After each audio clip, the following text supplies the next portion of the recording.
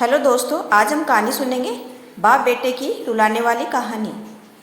आनंद एक कॉलेज में छात्र था।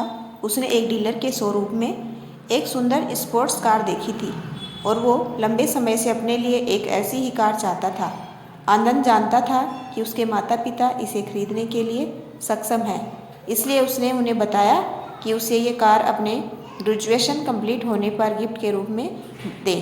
देखते ही देखते वो दिन भी आ गया और पिता ने जेम्स को अपने निजी कार्यालय में बुलाया। उन्होंने उसे कहा कि मुझे तुम्हारे जैसे अच्छे बेटे पर बहुत गर्व है। उन्होंने उसे बताया कि वह उससे कितना प्यार करता है और उसे एक प्यारा रैपर से लिपटा हुआ उपहार दिया। आनंद उस छोटे से गिफ्ट के डब्बे को देख निराशा महसूस करने लगा, लेकिन वह जानने के लिए उत्सुक था कि ऐसा क्या था उस बॉक्स में। इसलिए उसने बॉक्स तुरंत खोला और उसमें एक लाल कपड़े से लिपटी भगवत गीता देखी। आप इतने अमीर हैं और आप मुझे केवल एक गीता दे रहे हैं? काफ़ी गुस्से से अपने पिता पर वो चिल्लाया और अपनी नाराज़गी और गुस्से के वश में आकर आडंबर ने न आव देखा न ताव तुरंत घर छोड़ दिया। काफ़ी साल बीत गए। आनंद अब एक सफल व्यवसायी बन गया था। वह अपने जीवन में खुश था।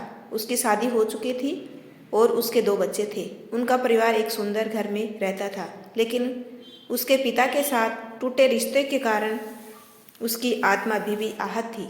आनंद अपने पिता का घर छोड़ने के बाद कभी उनसे नहीं मिला था।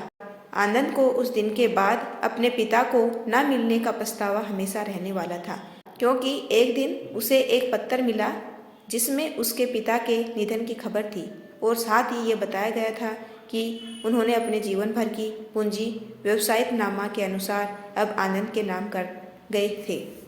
अपने पिता की सारी संपत्ति विरासत में मिली थी। तब आनंद अपने पिता के घर पहुंचा और कुछ महत्वपूर्ण कागज की तलाश करने लगा और गलती से उसे वहीं भगवत गीता का उपहार लिपटा हुआ मिला, जिसे देख उसे फिर उसी उदासी का एहसास हुआ। उस गीता को उसने अच्छे से देखा तो उस पर अपने पिता की हैंडराइटिंग में कुछ लिखा पाया।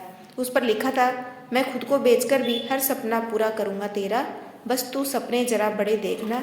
ये बोल रहा है बाप, नहीं जिंदगी का सबसे पहला दोस्त तेरा। ये कविता पढ़ी ही थी कि अचानक उस किताब से एक चाबी गिरी, जिसके ऊपर टंगे टैग पर उसके ग्रेजुएट होने की तारीख के साथ कॉन्ग्रेचुलेसन और आई लव यू लिखा हुआ था।